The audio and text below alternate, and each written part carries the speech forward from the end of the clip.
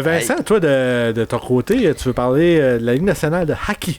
Oui, écoute, on parle pas assez de hockey de ce temps-là. Puis, à toutes les fois, par exemple, dernièrement, quand il y a des nouvelles qui sortent sur la Ligue nationale, je me garoche là-dessus, honnêtement. Là, je trouve ça très intéressant. Même si c'est que pure spéculation, puis peut-être qu'on se parle de ça pour rien, puis que dans une semaine, ça va être complètement autre chose. Mais je trouvais très intéressant qu'il y ait certains leaks. Il y a du coulage qui se fait par la Ligue, évidemment, pour aller tester un peu les différents formats qui permettraient à la Ligue de terminer sa saison 2019-2020. Puis là, dernièrement, cette semaine, Elliot Friedman nous apprenait le format qu'on risque de voir apparaître pour compléter la saison de la Ligue nationale. Un format qui comprendrait 24 équipes qui se qualifieraient pour les séries, ce qui fait en sorte que le Canadien de Montréal ferait les séries contre toute attente, honnêtement. Hey, mais il y a deux affaires là-dessus. Oui. La première, c'est que j'ai entendu parler qu'il y aurait un mini round robin pour justement tomber à 16 pour tomber en série. Ouais. Il y a différents formats. Le dernier qui est sorti en liste, c'est un format où les 4 meilleures équipes de chaque association auraient des bails. Donc, il n'y aurait pas à jouer comme on va dire la première ronde de qualification. Là. Fait que ça ressemble un peu à ton idée que tu voulais faire à l'origine. C'est ce que j'étais pour dire. J'en ai déjà parlé. C'est pour ça que j'en reparle à soir. Parce que j'avais déjà on avait déjà parlé de cette idée-là. Là, de Est-ce mettre que la Ligue nationale écoute sur le divan? Mon Dieu. Je sais pas. Mais Gary? Salut Gary, ça va? Le format qui ferait en sorte que les 4 meilleures équipes, mettons, de l'association Est et Ouest, auraient un bail. Donc, les équipes restantes s'affronteraient sous le format, par exemple, là, si je prends pour la conférence de l'Est, les Pingouins affronteraient le Canadien. Donc, ce serait 5 contre 12. Après ça, tu aurais la Caroline contre les Rangers, les Islanders contre les Panthers et finalement les Leafs contre les Blue Jackets. Eux s'affronteraient sur un format présentement qu'on dit 3 de 5. Il y avait des spéculations qui disaient que ça pourrait être des 2 de 3. Par contre, paraîtrait-il, ça encore là, j'en prends et j'en laisse, paraîtrait-il que certains propriétaires seraient réticents à faire des 2 de 3 à cause de certains gardiens de but qui pourraient être très hot pour une séquence de 2 matchs sur 3. Et le nom de Carey Price est sorti. Là, j'ai fait wow, minute, là. On va pas virer sur le top, là. J'ai entendu dire, moi, que la raison pourquoi on a 24 équipes, ce serait à cause justement de Carey Price. Pour qu'il soit dans les séries. Pour qu'il soit dans les séries, parce que c'est un money maker, comme on dit. Ouais, c'est ça. Mais je veux dire, la logique, quand même, mathématique, fonctionne bien aussi pour retomber après ça dans une formule 4 de 7. Une fois que tu as fait ta première période, on va dire que ce soit des 2 de 3, des 3 de 5, peu importe. Là. Ben, à l'époque, les premières rondes, c'était des 3 de 5. Dans le temps des Nordiques, genre à début 90 ou peut-être 80. 80, c'était plus dans les années 80. Mais c'était quand même c'était quand même 16 équipes qui se qualifiaient pour les séries. Fait que 8 de chaque côté. Mais ça, c'est un problème que la glace fondait. Là. C'est ça le problème. Dans les années 80, probablement. Vite, faut se dépêcher. Vite, faut faire ça au plus maudit. Faut donner la coupe avant le mois de mai. Mais c'est ça, le format était quand même là. Fait que, ça, je vais revenir un peu plus tard là-dessus, là, sur le nombre d'équipes. Après ça, dans l'Ouest, c'est intéressant aussi parce que, on amène Chicago. Qui était clairement pas parti pour faire les séries. Donc, Chicago serait dans le portrait. Donc, ce qui est particulier dans l'Ouest, c'est que t'as une équipe qui est les Oilers d'Edmonton. Les Oilers d'Edmonton qui ont plus de points que les Stars de Dallas, mais ils ont plus de matchs de jouer. Donc, ils ne seraient pas dans les 4 meilleures équipes de l'association Ouest, ce qui fait en sorte que ce serait Saint-Louis, Colorado, les Golden Knights de Vegas puis Dallas qui passeraient le bail de la première ronde. Ils vont être le pourcentage de victoire, de points? Ou je pense que oui. Parce que dans l'Est, le problème se pose pas parce que les équipes ont plus de matchs de jouer et vraiment plus de points. Là.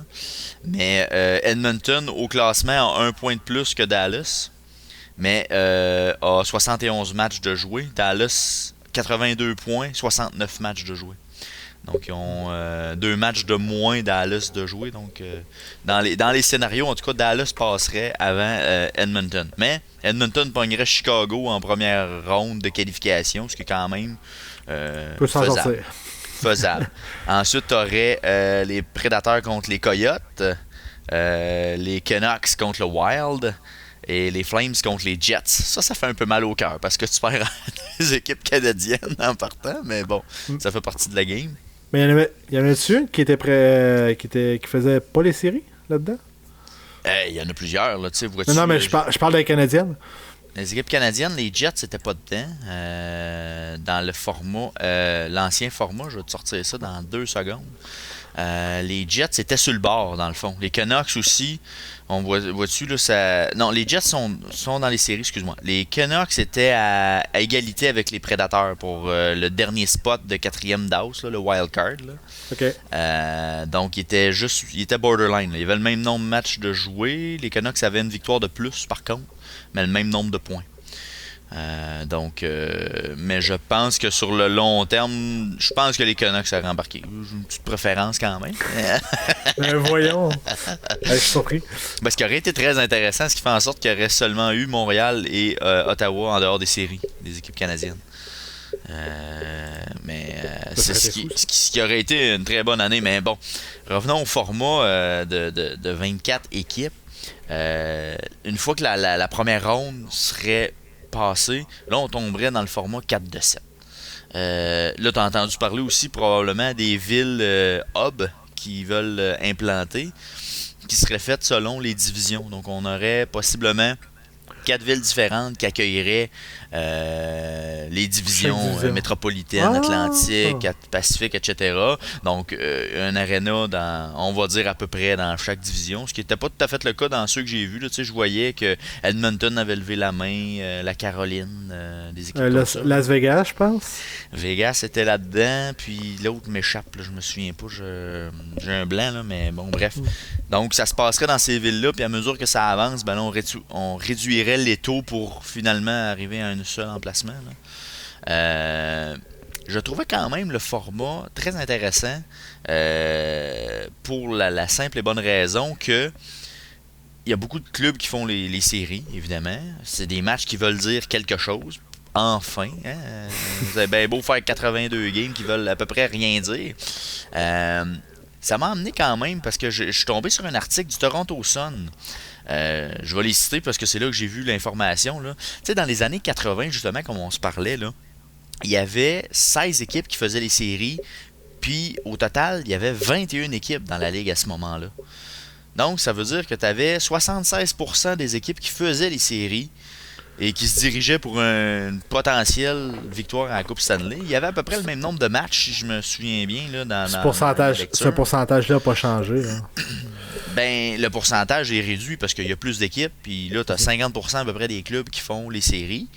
Mais si tu tombes à 24 équipes qui font les séries, tu tombes à 75% des équipes qui font les séries. Donc, moi, je pense, puis l'article du Toronto Sun que je lisais va dans ce sens-là, ça se pourrait que ça devienne la norme dans la Ligue nationale, de dire que le format 24 équipes qui font les séries avec une portion où est-ce que tu as 4 équipes qui passent avec un bail, puis que tu as un mini-tournoi, exactement, tu as un mini-tournoi 3-5 qui permet à plus d'équipes de faire les séries, ben moi je trouve que ça ajoute une sauce intéressante là, dans le format des playoffs, comme on s'était déjà parlé sur le divan. Puis, c'est un peu un ressemblance à ce que la NFL fait présentement, dans le fond. Oui, c'est ça. C'est un peu copié là-dessus, effectivement. Fait que là, les séries commenceraient, auraient plus d'exposure, je pense, parce que les revenus que les propriétaires vont obtenir vont être beaucoup plus importants nécessairement parce que c'est là qu'ils font leur argent, c'est en série. Les ratings à TV sont meilleurs, les tickets se vendent plus cher quand on peut y aller. Mais quand même s'il n'y a pas l'aspect billet, tu as quand même l'aspect de pouvoir diffuser les matchs à la télé. Et puis c'est là que les revenus publicitaires vont se vendre. On s'entend, s'il y a du hockey qui recommence au mois de juillet avec les séries, on va dire, de la Coupe Stanley, puis que c'est le seul sport qu'il y a présentement à la télé à ce moment-là, les publicitaires vont se garrocher, ils vont avoir du rating, c'est sûr. Là. Mais par exemple, j'ai vraiment l'impression que, exemple, quand la Ligue nationale va recommencer, la NBA va recommencer aussi, puis le baseball. D'après moi, les trois vont partir en même temps. Probablement, mais tu sais, c'est la seule. Je sais pas la NBA, honnêtement, j'ai pas tombé sur d'article, pardon, sur la NBA, savoir qu'est-ce qu'ils vont faire de leur saison. J'en ai aucune espèce d'idée. Là. Moi non plus, là, mais ça doit être semblable, d'après moi. Là. Mais si, ouais, c'est ça, s'il y a un format un peu du même acabit, ben il pourrait y avoir deux sports majeurs avec des playoffs en partant, si on veut, là, tu sais. Fait que. Mais, moi, oui. Mais dans le modèle qui deviendrait la norme, est-ce qu'à ce moment-là, on diminuerait le nombre de matchs par saison? C'était pas indiqué, honnêtement. C'est pas quelque chose qui parlait par rapport à ça. Mais tu sais, le format Wildcard existe depuis 2013. Donc ça fait quand même 7 ans qu'on jongle avec ça, mais l'idée de rentrer des équipes supplémentaires, même si c'est un peu... on va dire que c'est absurde quand même de faire les séries quand tu as une fiche de 500, là. Mais... Même en bas de 500? Même en bas, ouais, certaines sont en bas de 500. Tu sais, mettons, je vais prendre Chicago. Là. Chicago, ils ont 32 victoires, 30 défaites. Ils sont en haut de 500 quand même. Ah, ok. Mais je pensais que le Canadien était même en bas de 500. Le Canadien est exactement là. Exactement à 500. C'est l'équipe C'est-tu l'équipe la plus faible? Oui, effectivement. Ça serait l'équipe la plus faible à faire les séries avec 71 points. Chicago, 72. Ben, tu sais, check la NFL, ils ont ce problème-là aussi. Là. Ça arrive des fois qu'il y a une équipe qui fait série qui est 6-10. Là, parce que c'est la meilleure équipe de la conférence. Mais la conférence était pas bonne. Là. Elle est pas bonne, ça donne comme ça. Puis, tu sais, puis on va dire la nature fait bien les choses. Habituellement, c'est des équipes qui sont évacuées rapidement.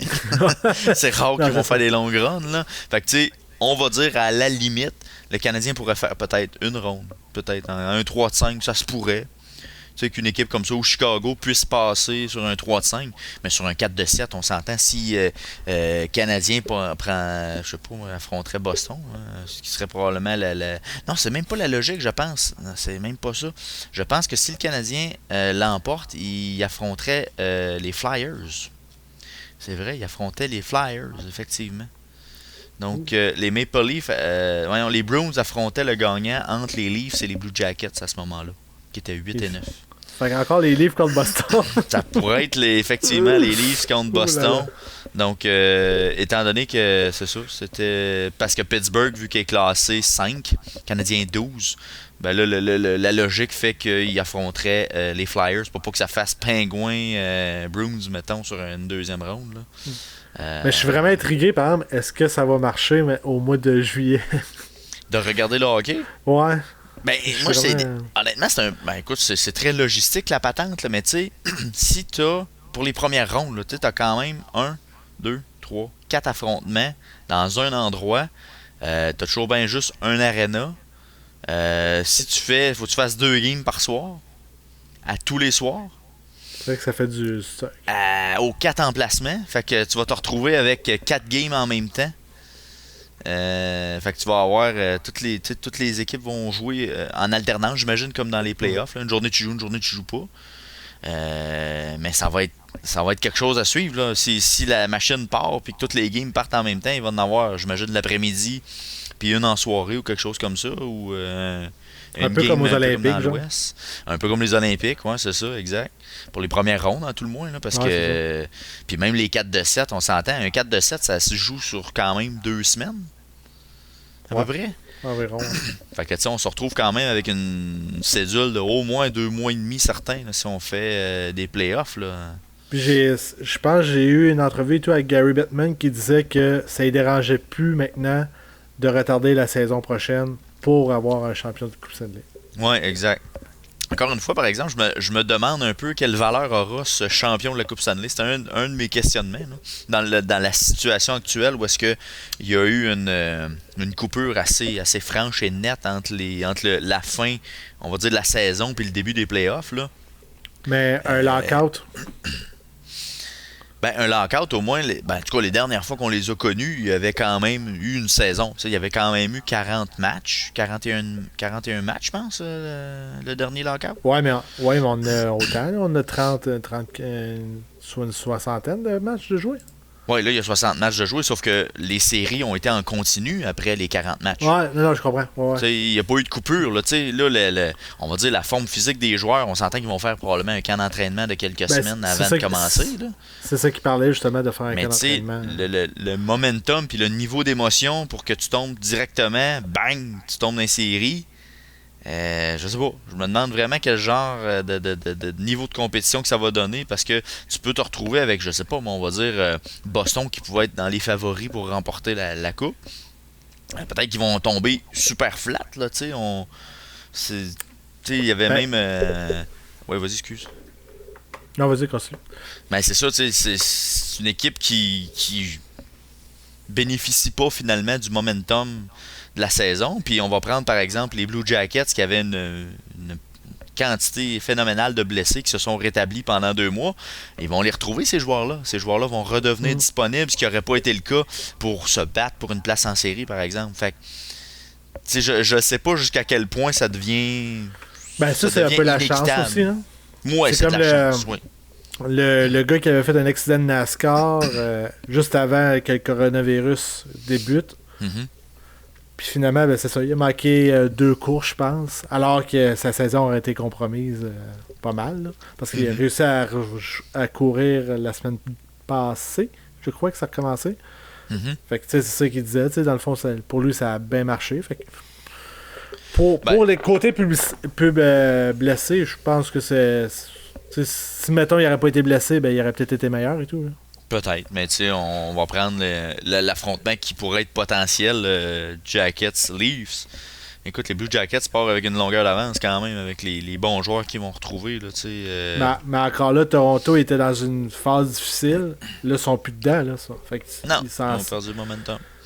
Mais non, il n'y avait pas de momentum, il était dans... Au contraire, il descendait, il y avait des problèmes. Le momentum de... Inversé. Inversé, enfin. Ça. Mais qu'est-ce qui peut amener, par exemple, le fait que, justement, ça fait longtemps que les joueurs n'ont pas joué. Ça va peut-être amener du jeu plus excitant avec beaucoup plus d'erreurs. Ouais. Puis ça va peut-être donner des matchs encore plus excitants. Hein? Ben, pensons un peu à la Coupe du Monde. La dernière fois qu'il y a eu la Coupe du Monde, je me souviens pas en quelle année. Coupe du monde de hockey qui était en septembre là, ouais, avec les jeunes de la C'était pas après Vancouver, ça? C'est une bonne question. Mais ça, c'était entre Vancouver puis Turin? Non, pas Turin. Ben, c'était en septembre. Ouais, je sais, mais c'est entre les 2 Olympiques, dans le fond, qui avaient fait ça. Ça se peut. C'était en 2016. Ah, ouais. Coupe du monde de hockey en 2016. Ah, je pensais que ça faisait plus longtemps. Il avait été remporté par le Canada. Mais il n'y a pas eu beaucoup d'éditions. Il y a eu 96, 2004, 2016. Il y a eu 3 éditions à date. Là. Mais je me souviens même pas de 2004. 2004, ça me dit de quoi? On l'avait regardé chez vous en plus, je pense. Ça m'a marqué. Oui, on avait regardé ça chez vous. Ouais. Plus j'y pense, oui, effectivement, on avait regardé ça chez vous.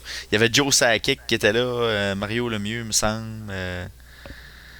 Qui c'est qu'il y avait d'autre à part de ça? Paul Carrier. Probablement Paul Carrier devait être là. Tu te trompes pas avec Salt Lake, toi, là? Non. Non. Je me trompe pas. Martin Brodeur était dans un but. Ouais. Ben, Salt Lake. En tout cas, bref. Mais je pense que c'est ça. Je sais pas si, à la lumière, un peu comme la Coupe du Monde, je sais pas si ça va donner le même. Parce que au niveau de compétition de la Coupe du Monde, c'était bien, mais c'est pas comme les séries, puis c'était pas comme les Olympiques, là. Puis c'était une compétition qui avait lieu en début de saison. Fait que je sais pas, je trouve que le concept, par exemple, le format est excellent. Le niveau de compétition qui va venir avec, je suis encore ambivalent avec les exemples qu'on a connus, par exemple. Ouais, mais encore là, qui a gagné cette Coupe du Monde-là? Le Canada, soit la meilleure équipe qui était, là. Oui, ça. Fait que, tu sais, la logique a été respectée pareil. Bien sûr. Mais le part de ça, les États-Unis avaient gagné la première finale en 96. Ok, ça n'a plus rapport. Canada après ça, les 2 autres fois. Mais, tu sais, ça n'a pas... Tu sais, c'est ça, ça n'a pas le même niveau de compétitivité que tu peux avoir, justement, avec les Olympiques ou avec les séries de la Ligue nationale pour la Coupe Stanley. Fait que je sais pas comment ça va Sûrement qu'il va y avoir un ramp-up, j'imagine, parce que c'est une compétition qui a lieu quand même sur 2 mois pour la Coupe Stanley dans ce cas-là. T'sais. Ouais, puis tu sais, on parle de la Coupe du Monde, c'est un trophée que ça voulait pas dire grand-chose à pas grand monde. Non. La Coupe Stanley, tout le monde va gagner. Là. C'est... Mais veux-tu la gagner dans cette circonstance-là? Mettons que tu es un joueur de hockey, là. Tu voudrais-tu la gagner dans cette circonstance-là? Moi, être le Canadien, présentement, je dis, hey, on a une chance qu'on n'est même pas supposé avoir. Pourquoi on se donnerait pas comme des assis de fous, puis excusez pour le sacré, là, mais puis surprendre le monde du hockey, tu sais, littéralement. Comme en 93. Il est où line of the line? Jacques Demers va arriver en chaise roulante dans le vestiaire. Let's go. Jacques, lève-toi! Ça serait malade. Hey, sérieusement, ça serait incroyable. En tout cas, le Canadien, ils ont des notes à prendre, c'est maintenant. Là. Toute la recette est là. Mais je vais revenir sur le 82 games. Oui. L'avantage, je sais pas si c'est un avantage, mais il y a eu beaucoup de podcasts qui ont été avec des joueurs de la Ligue nationale présentes. Oui. Au courant des dernières semaines, mois. Mm-hmm. Et moi, j'en suis un qui s'appelle Sans restriction. Je sais pas si ça dit quelque chose. C'est avec Kevin Raphaël. OK. Et puis, c'est ça, il y a eu une couple de joueurs. Puis, j'ai envie de dire que c'est Pierre-Luc Dubois, mais je suis pas sûr, qui disait que lui, une saison de hockey, les 20 premières games, il était hype parce que c'est le début de saison. Mm-hmm. Après ça, il y a un 40 matchs que c'est comme... C'est nous autres qui va puncher, dans le fond, là, sensiblement. Là. Et t'as le 20 derniers matchs que là, OK, là, on y va pour les séries puis on se donne à fond. On se prépare en vue d'eux. Là. Fait que, moi, quand j'écoutais ça, je dis, ben là, c'est le meilleur exemple de il y a beaucoup trop de games. Ouais. Fait que peut-être que si on... Parce que là, si tu fais ça, mettons, en même temps que là, dans une saison régulière, le champion de la Coupe Stanley, ça va être fin juin qu'on va le décaler. Ah, puis quasiment début juillet, là, tu sais. C'est ça, là, ça... J'aurais l'impression que pour les propriétaires, je pense qu'il y aurait avantage à couper une dizaine de games, peut-être. On va dire une saison de 72 matchs, mettons. Mais que tu fais le format de playoff avec 24 équipes, avec des 3 de 5, je pense que ça peut être plus payant pour les propriétaires, overall, que de faire 82 matchs avec le format de playoff actuel. Parce qu'un match contre les Coyotes, il n'y a pas grand monde que ça intéresse, mais si c'est contre les Coyotes en série, là, c'est là que tu vas remplir tes buildings. Exactement, tu vas le remplir. Ton billet va coûter plus cher, de toute façon, c'est un billet de playoff. Puis tu vas être capable de vendre de la pub à la TV pour les matchs qui vont se vendre. Parce que anyway, ça devient TV nationale là, quand tu tombes dans les séries. Là. Ouais.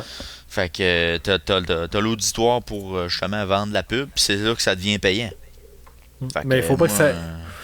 Mais il faudrait pas que ça vire comme les juniors majeurs, que 2 équipes sur 70 qui font pas les séries. Là. Ouais, non, je pense pas. Mais tu sais, parce que c'est pour ça que je citais le Toronto Sun, où est-ce que j'ai lu mon information, où est-ce que dans les années 80, t'avais 76% des équipes qui faisaient les playoffs. Y a-tu quelqu'un qui disait il y a trop d'équipes qui font les playoffs? Peut-être, je sais pas là. Peut-être, là. En tout cas, peu importe. Je pense pas que c'était trop de toute façon, parce que c'était un format 3 de 5 au début avec des équipes qui ont des bails.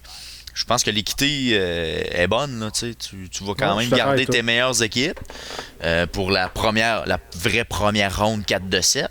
Puis tu fais ton tournoi 3 de 5. Mon Dieu, tout le monde est content. Tout le monde a eu son anane. T'es sûr que tu as eu au moins 3 matchs de série pour les équipes qu'ils ont faites. Puis tu as des revenus. Des revenus supplémentaires que plusieurs propriétaires n'ont jamais connus quasiment. Hein. Bien sûr. Tu sais, les Coyotes, là, ça fait depuis quand ils n'ont pas fait les séries? Hein? Les Coyotes, c'est une maudite bonne question. Ils ont fait dans le temps avec Mike Smith et Chris Mahott. Mais je pense que c'est quand même récent. Il avait fait il me semble que c'était fait laver en 4 matchs il n'y a pas si longtemps. Là. Mais tu sais, OK, les Hallers, mettons. Les Hallers, ça fait un bail. Non, pas tant ça. Mais de toute façon, on va dire, même pour les équipes plus de bas de cave, là, ça va quand même lui donner une chance de faire les playoffs pareil. Là, c'est ça. T'es pas éliminé de la saison après 10 games. Il y a encore une possibilité de... Tu sais, Ottawa, il serait peut-être plus donné, même s'ils n'ont pas assez de talent pour ça. Là, mais... Bon, on s'entend que le Canadien, dans les faits, où est-ce qu'ils sont au classement, ils étaient éliminés des séries depuis février. On savait déjà. Même janvier, je te dirais. Là. Fait que vois-tu que avril, ça commençait à être loin en tabarouette là, pour finir une saison, là, pour absolument à rien. Là, ouais, c'est ça. Les stats. Comment? Les stats. Les stats, mais tu sais, en même temps, t'étais-tu intéressé de regarder des games? Non. Non, mais j'aimais l'équipe qui jouait. Je sais pas. Ouais, la hargne, l'équipe est quand même intéressante. Le noyau est quand même intéressant. Mais tu avais quand même plus de feeling de dire hey, l'équipe a perdu, il se rapproche d'un meilleur choix de repêchage. Mais ouais, c'est ça. C'était quand même juste ça qu'on recheckait. Là. Parce que je me souviens, je pense depuis à partir de janvier, c'était comme OK, ce match-là, ils peuvent pas le perdre. Ils le perdaient. Okay, mais ce match-là, il faut pas qu'ils le perdent. Puis c'était ça jusqu'à la fin de l'année. Ah ouais, non, c'est puis là, en février, ils ont fait ouais, non, ça marche plus. Ça va être fini cette affaire-là. Mais j'ai hâte de voir aussi pour le repêchage, si je fais un petit apartheid, là. J'ai hâte de voir comment ils vont gérer ça. Là. Une des sources disait que ça allait être une loterie universelle pour ceux qui faisaient pas les séries. Donc, ce qui fait en sorte que Chicago et Montréal se retiraient du boulier parce qu'ils font les séries. Ouais. Sont-tu contents? Ben, en tout cas, tu fais les séries, mais en même temps, tu vas avoir, on va dire, le choix de repêchage qui va venir avec le moment où tu sors des séries. Là. Fait que c'est là où, je sais pas si c'est tellement représentatif. Ouais. C'est touché quand même, là, tu sais. Puis même pour les poules de hockey, là, mettons que la saison se finit, là. Ça veut dire que je finis dernier, ça, quoi. Fait chier. Ben non, je vais assumer quand même, là, qu'est-ce que tu veux qu'on fasse. C'est ça qui est la vie, là. Faudra que tu payes ta caisse de 24. Ça. Ouais, effectivement. Je vais la payer. Mon Gatorade m'a tout faire ce qu'il faut, là. Mais disons que même pour moi, ça fait quand même chier, pareil. Ouais. Mais il y avait quand même 60% de la... Ben, plus que 60. 60 sur 80. Ouais, non, il y avait une bonne portion de la saison qui était jouée quand même. Ouais. Fait que c'était... ouais, c'est ça. Fait que j'aimerais bien voir le format. Le format m'intéresse beaucoup. Puis je pense que même si c'est en juillet ou en août, parce qu'il y avait entre autres le trou qui a été laissé par les Olympiques qui pourrait être exploité par la Ligue nationale, dépendamment la faisabilité là, de remettre en place les équipes et tout ça. Mais je vais être intéressé de regarder ça, même si ça se passe au mois de juillet. Ah, c'est sûr. Les premières games, on va être intéressés, mais est-ce que ça va se poursuivre jusqu'en finale? Ça, peut-être pas. Ben, même les séries standards, on va dire, souvent, j'ai peut-être un petit relâchement, là, on va dire, dans la fin de deuxième ronde, début de troisième ronde. Là, là je slump un petit peu. Puis là, la troisième ronde, quand les trophées se donnent d'association, je reviens, puis à la finale, là, tu sais. Je suis là, me voilà. Je suis là, me voilà. Retrouvez-moi. Oui, mais j'ai une question. On a parlé de repêchage tantôt. Mm-hmm. Est-ce que le repêchage est reporté aussi? Présentement, de ce qui se dit, c'est que ce serait quand même en juin, date à déterminer. C'est ça. Y en a qui parlaient du 5 de juin. Là, je pense qu'il est trop tard. Là. Ouais, c'est ça. Je pense pas que ça va arriver. Mais ils parlaient de faire un événement un peu comme la NFL, qui ont très bien réussi leur draft. Ah, puis ça a pogné, ça a été les meilleurs ratings de l'histoire du draft de la NFL. Ben, je comprends, le monde avait rien d'autre à regarder. T'sais. C'est ça. Quand t'as le monopole, c'est sûr que tu ramasses tout. Là, puis t'avais le chose qui mangeait des bonbons. Là. Il était bien sympathique. Chose? Je cherche le nom on dirait, pas le directeur général, mais le... Roger Goodell. Roger Goodell. OK. Voilà. Bill Belichick qui était dans sa cuisine avec son chien, c'était très drôle. On dirait que c'est son chien qui faisait des décisions. On va prendre lui. C'est réglé. Mais là, j'ai une question. C'est sûr, ça marchera sûrement pas. Mais mettons que le repêchage est au mois de juin. Est-ce que le gars peut jouer pour l'équipe en série? Calvin, ça serait fou. Ça serait malade. Draft, je sais pas, honnêtement, c'est une bonne question. Mais ils peuvent pas faire le draft avant les séries. Ça fonctionnerait juste pas. Moi, je pense que dans l'idéal, puis de toute façon, ça changerait quoi? On va dire qu'ils feraient le draft en octobre, à la fin des séries. On va dire que les séries se termineraient là, en octobre, septembre-octobre. Ça changerait quoi qu'ils fassent le draft fin septembre? Tout est chamboulé pareil. Ça change rien. La saison de la Ligue nationale commencera pas avant décembre, on va dire. Fait que, Ah, tu penses à ce point-là? ben écoute, si les séries se terminent, on va dire, septembre, ils vont se donner au moins un mois de break. Fait que ça va aller fin octobre, on va faire les camps d'entraînement. Fait que on est rendu mi-novembre, là. Ouais, quand même. Fait qu'on va dire qu'ils font le draft en octobre. Qu'est-ce que ça change? La LHJMQ, les clubs juniors, ça va leur changer quoi? Là? Ça ne change Parce rien. qu'eux autres n'auront pas commencé à jouer non plus. Hein. Ils n'auront probablement pas commencé. Il n'y a pas grand-chose qui va avoir commencé au niveau du hockey de toute façon. Parce que c'est ça qu'ils parlaient, le junior majeur, eux autres, ils ont besoin des spectateurs. Fait qu'eux autres, il faut qu'ils attendent que les spectateurs soient là. Ben, c'est ça. Fait que de faire le draft, moi, je pense que le draft aurait pas lieu d'être avant la fin des séries de toute façon, comme à l'habitude. Puis la saison des joueurs autonomes, ça va être la même chose parce que tu vas avoir des clubs en série, tu peux pas le 1er juillet caler le monde puis changer de club, ça fonctionne pas là. Ça serait fou. Puis de toute façon, en série, les joueurs sont pas payés de toute façon. Fait que les contrats ils se terminent, il va falloir qu'ils se terminent en octobre. Ils n'auront pas le choix. Ouais, c'est ça. Ils feront le free agent frenzy en 1er octobre, mettons, le draft un peu avant, en septembre. Puis après ça, ils vont retomber tout de suite dans le pattern des camps d'entraînement pour débuter une saison, d'après moi, en novembre. C'est ce qui va être le mieux. Mais peut-être tout va être raccourci. Mettons, tu sais, comme la période des agents libres va être peut-être, au lieu d'être genre, c'était un mois environ.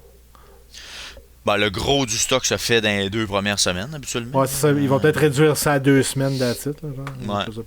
Après ça, ils vont repartir les camps d'entraînement. Puis, anyway, de toute façon, pendant les camps d'entraînement, en septembre, ils signent encore des joueurs, des joueurs de profondeur, tu vas me dire, mais quand même. Là, mais j'avoue que c'est fort intéressant à savoir où c'est qu'on s'en va avec ça. Ça va être fortement intéressant à suivre dans les prochains mois. Ouais, effectivement. Ben, merci beaucoup, Vince. Ça m'a fait plaisir de parler de hockey. Ça manquait un peu à ma vie. S'il y a de quoi ça manque un peu. Hein. Parler au mois de mai de hockey, ça fait toujours du bien. Oui, effectivement. Parce que là, normalement, à ce temps-ci, là, on se dirigerait probablement à la fin de 3e ronde. Hein, un 21 mai comme ça. Là. Le baseball serait bien heureux aussi. Le baseball serait bien entamé. Tu sais, il me semble qu'on aurait bien du stock à regarder, mais il va falloir se contenter des reprises encore.